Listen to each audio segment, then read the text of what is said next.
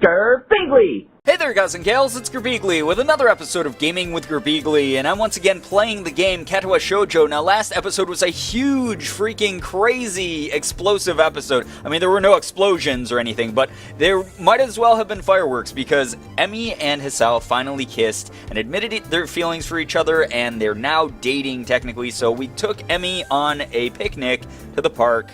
We don't have any blankets, and they bought cup noodles accidentally, which unfortunately they can't cook, and they also bought some curry bread, which Hisao didn't really like that much either. So they're kind of like awkward and mismatched at the moment, but they're also very comfortable around each other, which is great. And I was talking about last episode how that's like one of the biggest building blocks for any relationship is just comfort level. So anyway, let's continue with their date, see what's going on with it.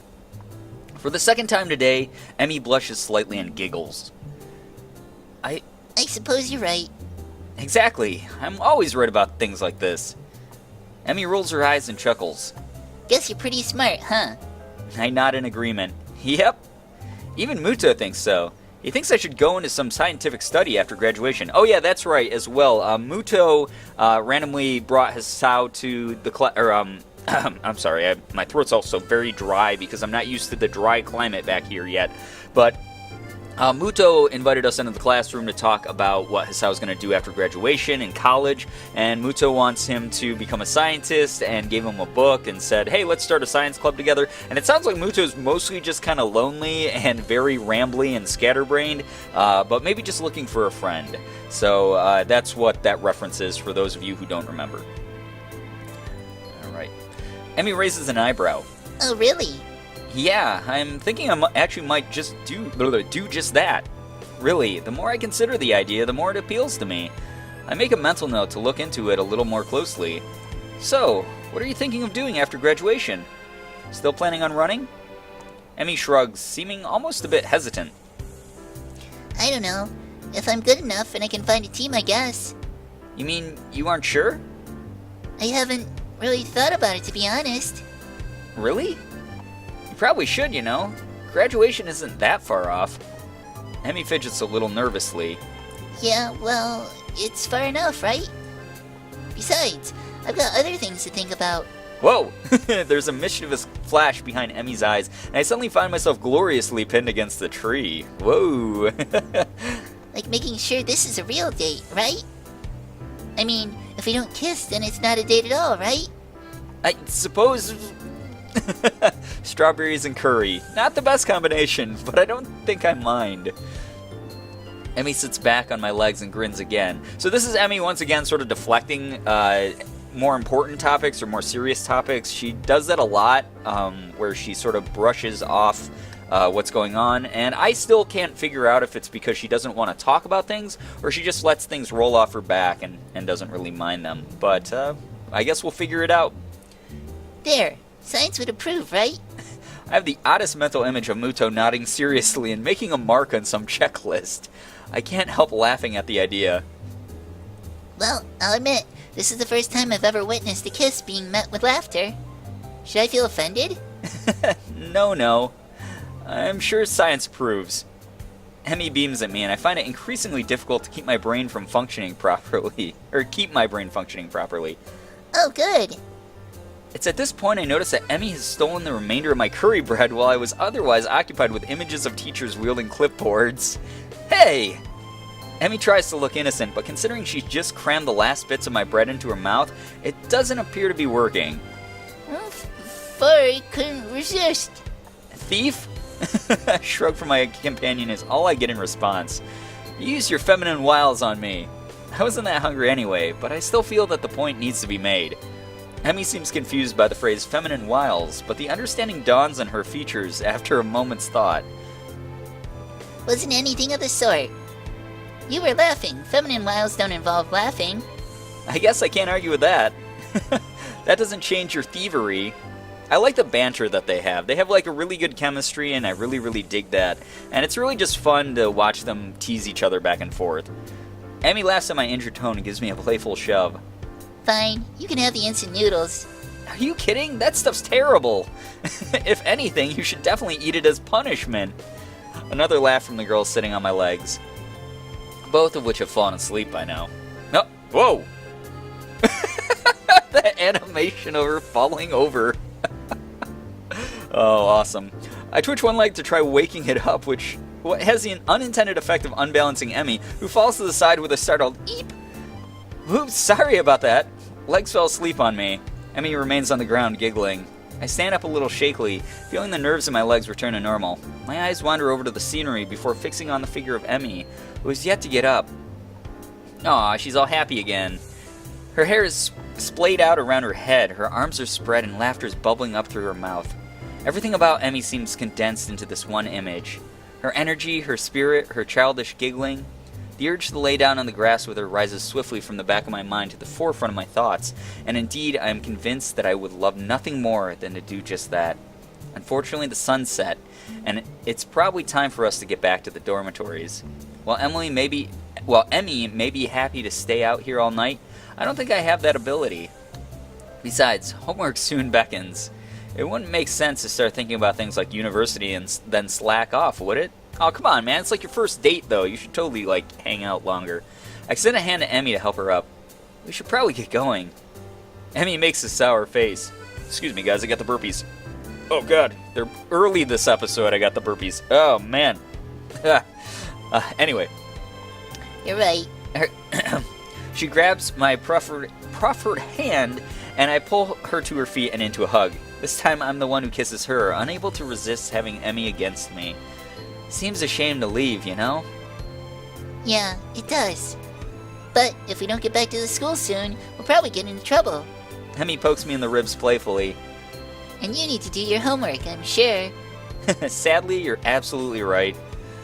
It's funny because they have, very similar thoughts. It's almost like they can finish each other's sentences at this point, which is great. I like the chemistry between them.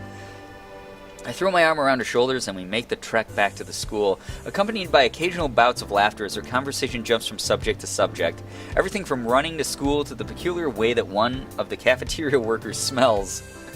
That's also the best, is to have tons of stuff to talk about. If you never stop talking with the person that you like, that's an awesome sign. If you always have something to talk about, that's the greatest thing in the world, because time flies and you just have so much fun together, and it's really awesome. Like I said, I'm really invested in their relationship right now. All too soon we find ourselves outside the girls' dormitory building. Well, I guess I'll be going then. I guess so, huh? Emmy grins at me again with that mischievous look. Are you going to be able to survive without me? I laugh. I'm sure I'll manage. How terrible. Aren't you supposed to say something like, I'll be counting the seconds you're away? I don't think so. Emmy pulls me down into a quick goodbye kiss and steps back, looking unexpectedly shy. Thanks for dinner. I really had fun. Honestly, I did. So did I. I think we shall have to do it again sometime. Emmy laughs at my deadpan delivery and nods. See you bright and early tomorrow morning, right? You've got to run off that bread after all. Of course, despite the fact that you ate most of it. Yes, despite that. See you later, Hassel. Aw. As Emmy turns to head inside, I notice something weird. Something so weird that I'm surprised I didn't notice it earlier. She's limping slightly, favoring the left leg. Oh, I wonder if it's the injury from her race, or if it's just her pushing herself so hard recently. Because, wasn't she saying in the nurse's office that if she doesn't get checked up now and then, that she could get infections underneath her prosthetics or something? I hope that's not the case. That would be terrible. Hey, Emmy. By the way, I like all the little shifts and animations in this. They're not very, there's not a ton of them, and normally there's not a ton in dating sims or visual novels, but when they're included in a dating sim or visual novel, it just adds a little bit of livelihood and atmosphere and life, and it gets you more invested and immersed in it. I really like that. Is your leg okay? Emmy looks confused, or at least fakes confusion. What are you talking about? Your right leg. You're limping. There's the briefest flash of concern on Emmy's face.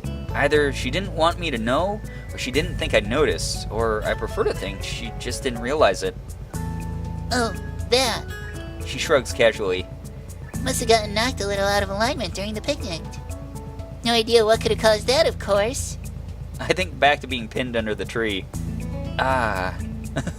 You should have told me. We could have stopped and fixed it, you know?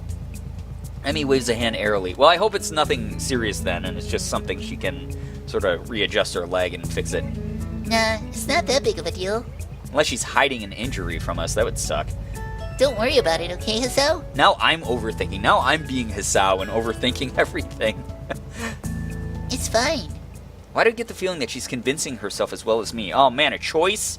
Oh man. I'm going to go ahead and save again because if I screw this up at this point, this far into the game, it'll be bad, man. Alright, I'm going to actually press her a little bit because I feel like she's... Well, oh man, see, this sucks because she doesn't open up a lot. And I don't want to push her away. But at the same time, she's sort of like a go-get-'em type of person. So if I press her, I almost feel like she might open up a little bit more at this point. Because I don't want to find out about it later. Oh man, let's find out. Are you absolutely sure? You don't want to go ahead and adjust it before heading up the stairs? You could get hurt if you don't, right? I said it was fine, Hisao. Seriously, don't worry about it. I've got some experience in these matters after all. Yeah, I suppose so. Emmy grins reassuringly. I hope that's a good grin. I hope that she's not like offended and pissed off or something. Honestly, Hisao, I appreciate the concern, but really I'm okay. Now really, I need to get going. Your attempts to keep me around are doomed to fail. Of course. Just prolonging the goodbye, I suppose. Another grin lights up Emmy's face. I mean, she seems like she's good in good spirits, but she's so good at putting on that mask that I don't know if that's what she's doing here. Oh, it's so confusing. Girls are so confusing. Come on. Good night, Hisao. Good night. As she limps inside, I find myself hoping she's okay, despite her assurances that she's fine. I think I can call this a successful first date. Hell, any day that ends with Emmy pinning me under a tree to kiss me can't be bad, can it? Oh, no, it can't, man. I head back to my room, mentally thank the gods that Kenji doesn't ambush me in the hallway, and get started on my homework. Aw, but I wanted to talk to Kenji more. He's awesome. Kenji's so fun. Even though he's crazy, he's a lot of fun. Now, one of you was saying that you wish there was a Kenji route, and from what I hear, there is one, and from what I hear, it's crazy. So I might have to give that a try sometime. Maybe that will be my second playthrough of this, is just Kenji all the way. The morning's far too early for my taste. It doesn't help that I had trouble sleeping last night. There's simply too many things to think about. My mind refused to slow down. Instead, I replayed the rooftop, the park, and everything else over and over in my mind. There's a small part of my mind that's still paranoid that this has all been some kind of joke. That I'll meet up with Emmy at the track and she'll act like nothing happened yesterday. Pushing these thoughts to the back of my mind, I throw on my running clothes and open the door. Ah, there she is. Emmy's waiting for me with her usual smile. You're late. Or at least you're not very early today. Sorry guys, like I said, my throat is like dying right now. Are you tired or something? I find myself ruefully rubbing the back of my head. Something like that, yeah. Lots to think about and all that. Emmy giggles at my mild understatement. Yeah, I didn't sleep that well either. I was actually glad you weren't early, because I wasn't early either. I wonder if the same thing kept us awake. The image of her weeping face passes through my mind. What kept you up? Emmy's expression falters, but she quickly notices my curiosity and forces a smile. Nothing important. She's obviously not telling me something. The question is, should I press the issue? Something's clearly been bothering her for a while. I want to help her, but would it just come off as me being nosy? She's got to know I care about her, though.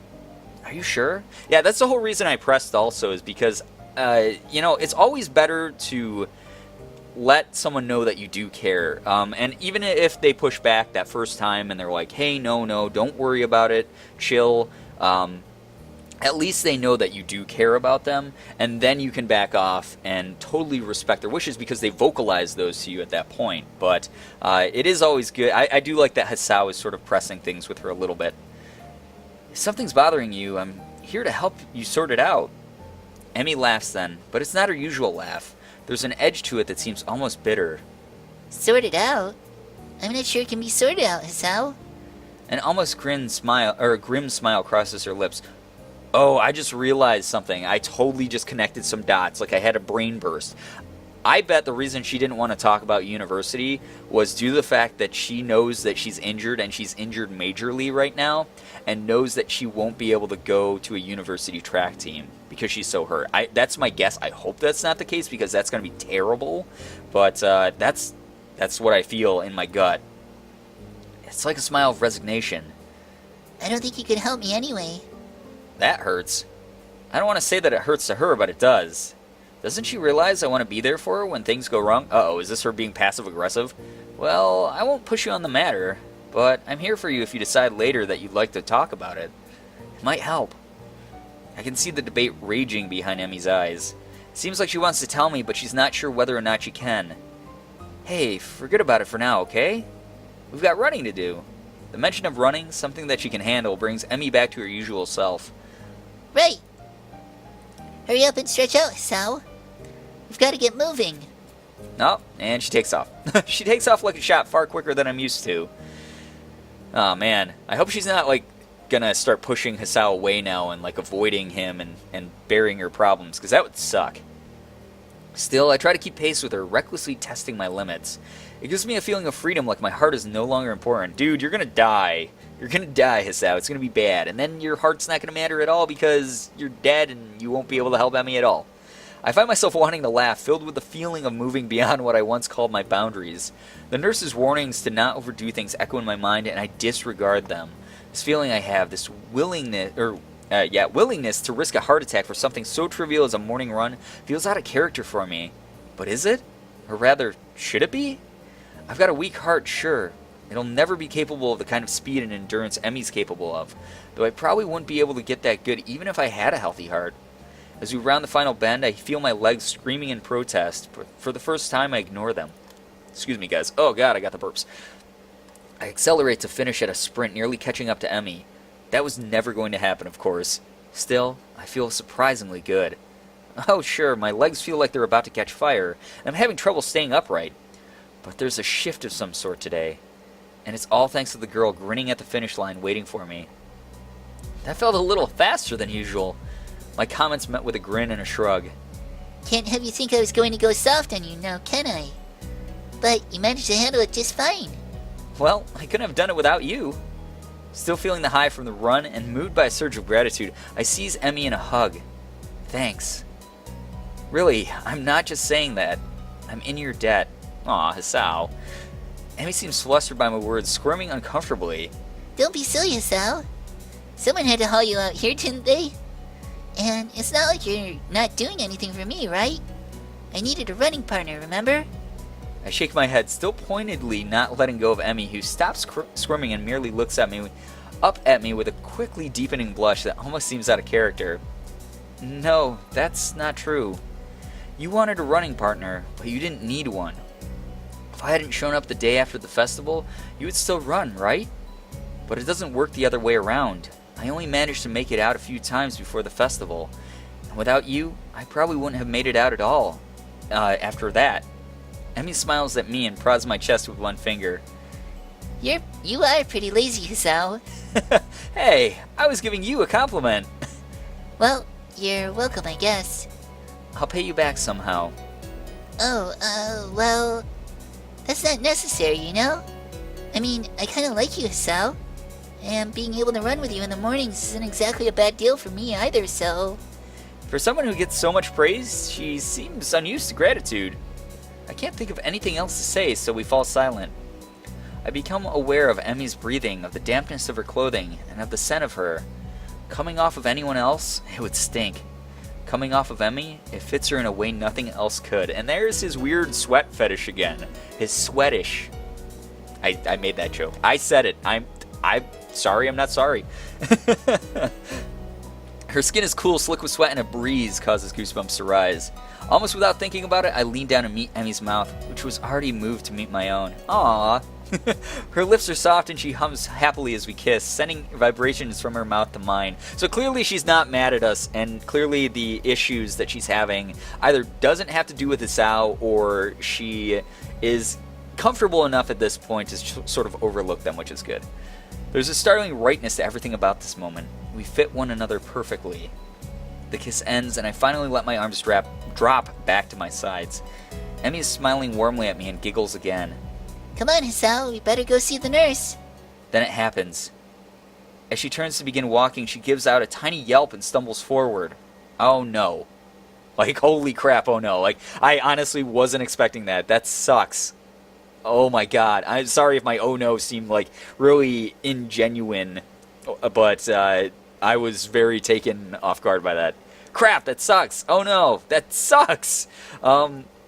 And obviously I'm getting all like flustered by this because I'm actually invested in these characters. Like I was saying before, this is the best dating sim that I've played ever, and it's really, really good, and I love how human the characters are. But I'm going to leave this on a cliffhanger, guys. And we're going to find out exactly what's wrong with Emmy next episode. So if you guys enjoyed this one, please be sure to hit the like button, share the video, and favorite it. Also be sure to subscribe to me if you guys haven't already. For those of you who have, thank you so much for all of your support. You guys are the best in the world. I love every single one of you, and as always, it was great seeing ya.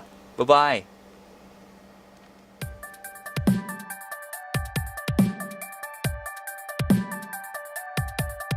Like an old-timey cartoon or something along those lines. That's what it feels like. What? Hello, sir. You just came out of a mouth with teeth and stuff. I don't know what the point of the coin is. Oh, I just made you smile. Hello. Oh, God. That's terrifying. Oh, well, that's even more terrifying.